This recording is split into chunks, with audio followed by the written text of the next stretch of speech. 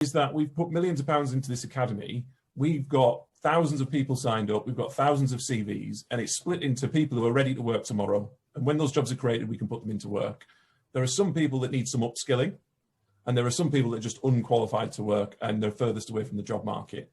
Now, we can skill them to an extent, but some of the qualifications they need are practical experience on site. We're not even talking about apprenticeships. They need on-site training from a health and safety point of view, etc. That requires the private sector to invest in those people and bring them on board. And that might be a little bit earlier than they were expecting, and that might be an additional cost to that business. But in the long run, it will help us fund the training and help that business retain a good quality employee for the long term. And there is a link there that we need to be better at joining up. Thank you, Ben. Yeah, if I can jump in there, Alistair, you kindly teed me up for that. And again, I'll sound a bit like a broken record. I think the procurement practices are essential here in terms of ensuring that the bids that are submitted have employment and training and skills at the core of that decision. But Ben's quite right, and actually, what needs to happen here is something transformational in terms of the pace at which we skill our people up, because actually, again, Ben's right. We don't have the capacity and the volume of immediate skills to maybe furnish this project as it stands. But there are a lot of people out there who are hungry for opportunity, as we well know. And one of the things we've done recently is launched an initiative very much in this vein, which is we recognise that a lot of people, particularly young people, have been displaced out of their traditional careers, if you like, as a consequence of the pandemic. So this programme we've launched is called Constructing Careers, and it actually provides free access, zero cost for individuals for an entry-level qualification to construction, and actually an interview then with the job agency that will help place them. And that's for anybody who's out of work or found themselves displaced. And that first wave will actually see 400 people put through this programme, 100 of which are actually on Teesside. And we expect to see a real good proportion of those coming out of that programme will find themselves a ready-made route into construction, and hopefully find themselves contributing very quickly to this Freeport initiative. So it's about taking action now and getting people skilled up sufficiently to get entry into a particular career. And then the world's oyster from there. They can progress through those different technical skills, or whatever it might be that takes a fancy, but at least we've given them an opportunity to take part in this. And we see that being very important. Thank you, Andy. Jerry, do you have anything to add to that? Yeah, I echo the concerns at the challenge that are being raised. I guess several points here. First of all, as PD, I think we're the largest private sector employer in the Tees Valley. We've actually, over the period of this pandemic, we've taken in 115 new people into our business, including 50 apprentices. So this is something that we are acutely aware of, and it is difficult to find people with the necessary and appropriate skills for our business. In terms of our stevedoring, our warehousing, our port operations, our engineering, and the range of functional support services that sit within that. We saw this problem looming about, 6 years ago now, I guess, and we set up an organisation with another company, Caspers, on Teesside called High Tide. The purpose of High Tide, which is a charitable foundation, is to actually get out into the schools and galvanise local industry, local employers, together with the education sector, and link the two up and get to children at a relatively young age, i.e. when they're still in junior school, and acquaint them with the range of opportunities that actually sit on their doorstep in the Tees Valley. I mean, believe it or not, we were going into schools and we were talking to children about ports and port operations, and there were parents and children who did not realise that Tees Port and the wealth of opportunity that sits on the River Tees simply through the port business actually existed. So this has to start very early in terms of galvanising a recognition of those opportunities on the part of young learners. Rachel has then very, very eloquently painted the picture, and again, of the partnership that needs to exist to deliver the Freeport opportunity, because we talked a lot about local government, we talked a lot about the construction industry, we talked about ports, logistics, we talked about the functional service providers, but a really huge part of this is the education sector, because without the education sector, we won't produce people with the necessary skills to enable them to take advantage of the opportunities that sit in the area. Ben has alluded to MGT on Teesside. MGT actually is for those of you who don't know, it is the world's largest biomass power station. It's a 300 megawatt power station being built by a consortium of Macquarie together with a Danish pension fund, actually on the Teesside estate. I spent a long time negotiating that deal out. And when that deal was being negotiated, one of the key concerns on the part of both Macquarie and the Danish pension fund was the capacity of Teesside to provide sufficient folk within the construction sector to actually deliver this project. And Ben is quite right. Some of the, I think, very artificial tensions that have been created there, simply because Teesside did not have enough people available to actually work on the site, have created some real problems for us down there on this site. And we need to be very, very careful on the flip side of that equation, therefore, to ensure that we don't create a perception within the UK or elsewhere that Teesside is difficult in terms of IR revolving around the construction sector and its capacity, therefore, to deliver these projects. Thank you very much, Jerry. Alistair, can I just pick up on a point there in terms of one of the challenges we have is that we've got many truly world-class businesses on Teesside. Some very large, some SMEs who are again truly world-class. But I mean, Jerry referred to, we've got parents on Teesside who don't realise the opportunities which are just literally down the road. And that we've got the industries we've got are not understood inside the region or outside the region.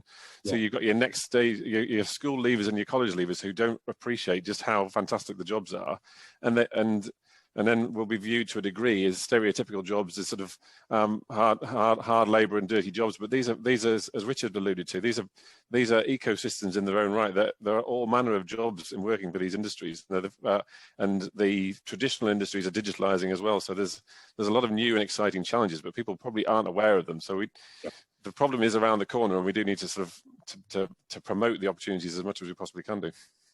And with, thank you, be done with news of the Treasury, or part of the Treasury coming to Darlington, that's going to, perhaps create a groundswell of attracting people to the area, and to some extent, perhaps not enough local people can be trained to hopefully fulfil the growth in jobs.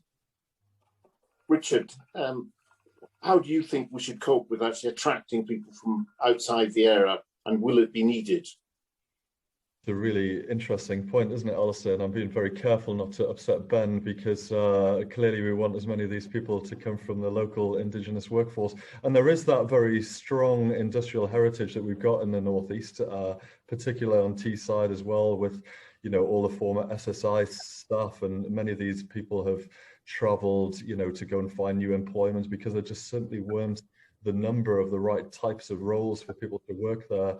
With Treasury North coming, with the types of industry that are going to be moving on to the Freeport, it is inevitable that there will be people being attracted. I guess specifically if we think of the kind of mid to senior level appointments as well, you know, for particularly niche roles, or where you've got very skilled people going into these treasury roles. It's definitely going to be the case. I mean, we always see the people that come back to the northeast of England, they've got an auntie somewhere, or, you know, they studied at university here, and they're the first wave of people that come back. I don't know how many people on the call have already seen that with local friends, where people are leaving London to come back to, you know, the home cities, but it's definitely starting to drive the house prices. So I think it is inevitable, but I think it's to be embraced. You know, I think there are so many people that can be reskilled, which we're talking about. You know, there's definitely capacity within the oil and gas market at the moment, people that can be retrained to work in renewables, chemicals that can work in other sectors. I'm very excited to know what's going to happen with the old ICI infrastructure and those roles that could be linked to the hydrogen economy. And there will be some very niche people, nichely skilled people that will need to come in just to impart their knowledge and wisdom to others. And I think that's a truly wonderful thing. But as we know, good people like to work with other good people. And that does, use that word momentum, but it does just keep, you know, compounding with time as you bring good people in, and you'll have that movement throughout the supply chain as well. As you develop these good companies, it's inevitable people will move from Wilton into the Freeport, and, you know, you can't really put the brakes on all of that. I think the key thing for people coming into the region is, if you come to the Freeport for a position, you need to know that there are other roles that you can go to. What if it doesn't work out? What if you clash with your boss? You know, you need to know that you can have a good place to live, that you can embed your children into a good school, that you feel like you want to go out locally. You're setting down and putting in really deep roots, that you're not just coming in to migrate into the region and then disappear, you know, should something, you know, not fall out. So I think it'll be a tremendous opportunity for bringing in talent. And we've seen that already, you know, when you chat to companies like Quorn and Fujifilm, some of the real success stories in the region, they've battled with these things where people don't know where Teesside is. Teesside is definitely coming on the map, and it is getting known, and you just need this message to resonate out through the economy that things are happening there and more people will come. Alistair, just to push, I don't want to irritate Ben, but just to push back slightly on one of the suggestions he made earlier. I think, Ben, you were getting at, I understand your concerns about local skills and local labour, etc. But Freeports are about creating environment, and what you were almost hinting at, and I don't want to put words in your mouth, is that there may be some sort of conditions put on for employment, etc. And I would just say, I think we're very much nationally, at least, and Jerry may disagree with me, so I'll allow him to dip in afterwards if he wants to, but I think at least what we're looking at is a carrot and stick approach here, or very much focused on carrot as opposed to stick. And if you have those facilities, and Rachel and others have talked about local provision, etc., of skills and training, if you have those available, that is the way forward, instead of placing conditions. Now, another area which is not exactly the same as employment, but it is linked, is on things like offshore wind, which I mentioned earlier.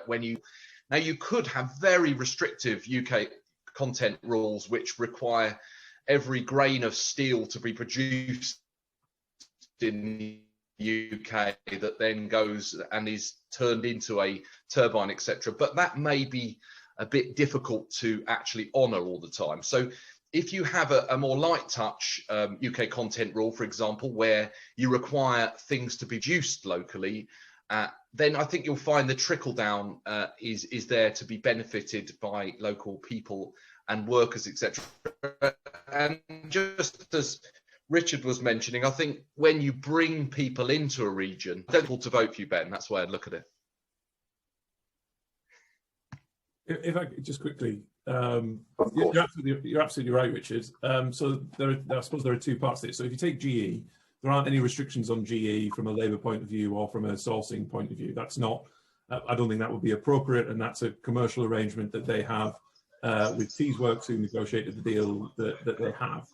What we're trying to do through the academy is to incentivise them with the carrot, as you say, to say, well, why wouldn't you just use the academy that's funded, that can help you build bespoke courses with bespoke qualifications, that means that when your factory opens in February, March of 2023, you can then bring in the local workforce, which, let's be honest, all 750 local direct jobs of GE, I'm not daft enough to think that every single one of them is going to be within a 10-mile radius of the factory. That's just not how life works. But you've got the academy side, which I think is a big plus for as has already been mentioned.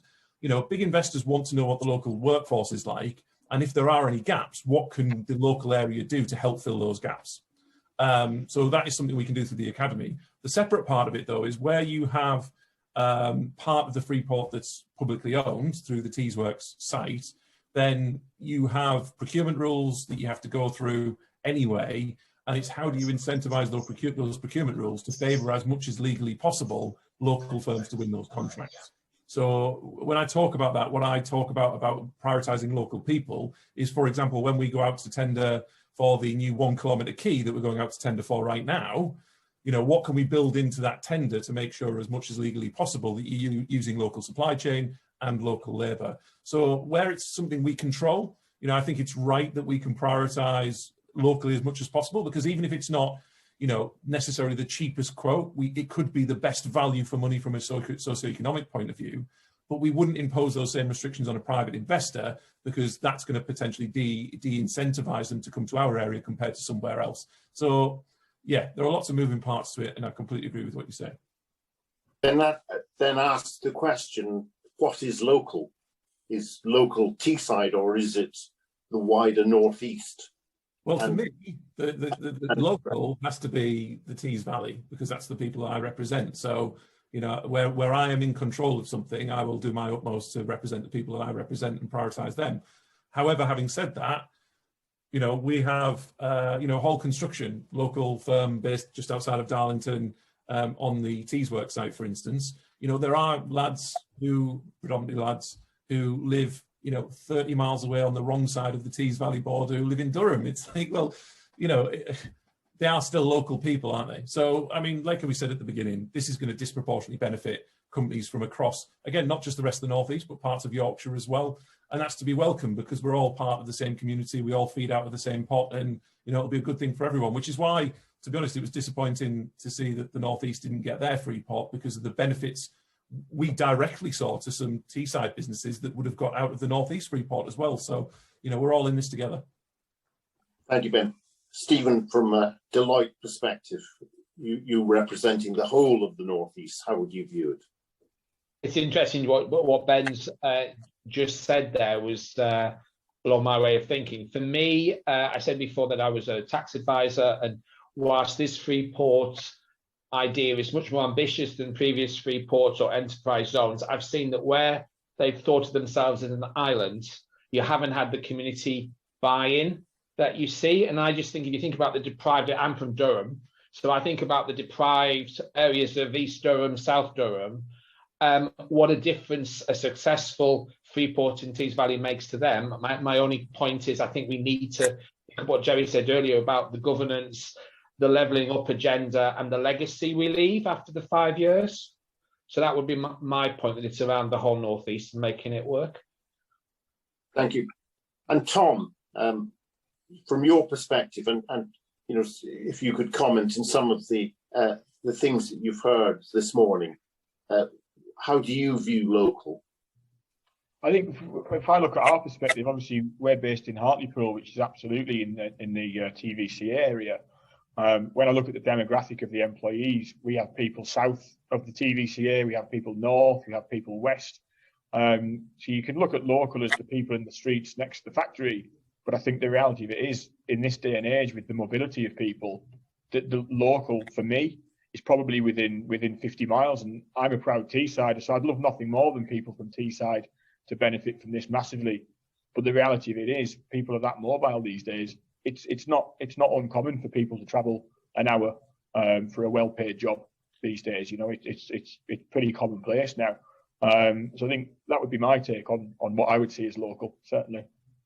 And with the evidence that came from Media City and the BBC's moving to Manchester, that actually works pretty well in terms of actually sort of the pull and push from London, with having two railway stations, within easy reach of the southeast of England.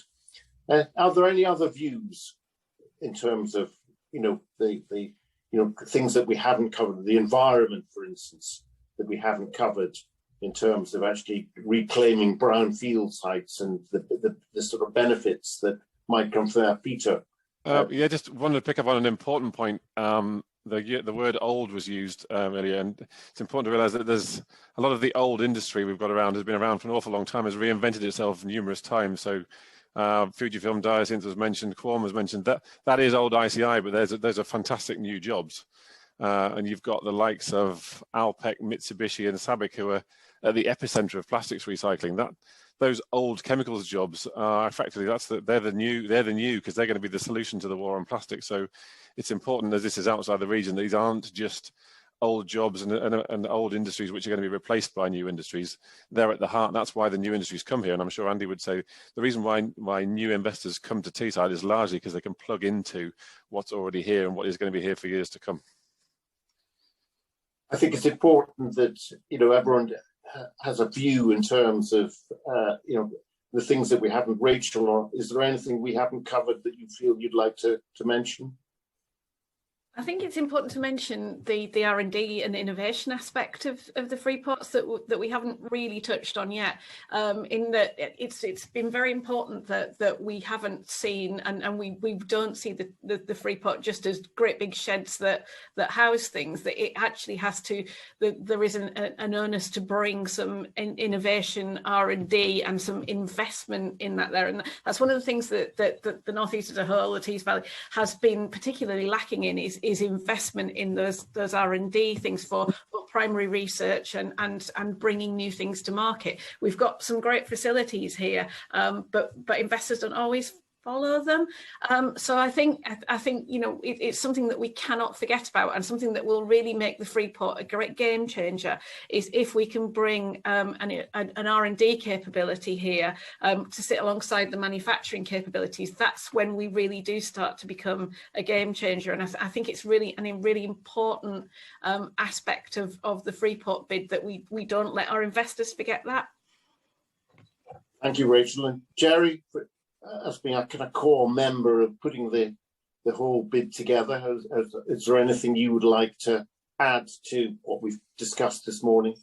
No, I think it's been an excellent conversation, Alistair and colleagues on the call, and it's ranged across the gamut of this opportunity. This is all very, very meaningful. And presents a tremendous opportunity for us. So no, thank you. Well, it really is. Alistair, could I just jump in finally and say, I always get ahead of myself and look forward. And one thing that the Teesside area will be doing is obviously working on the governance structures and the actual arrangements of this Freeport. But let's not forget about future developments. And I'm a national organisation, so it won't surprise you to know that there's a number of other regions that didn't get selected in England and others outside England who want to be considered for Freeport status. But let's not forget about improving some and rolling out some of the easements further from just the Freeport zone. And you mentioned, Ben, I think earlier, that the Teesport area won't have initially at least, won't have the tax easement. So, why roll these out in the future? Let's look at how we can roll these out, and I'm not just talking about elsewhere in the UK, but also around those regions. Because if these things work, then why just limit them to a very small area? Let's roll them out further.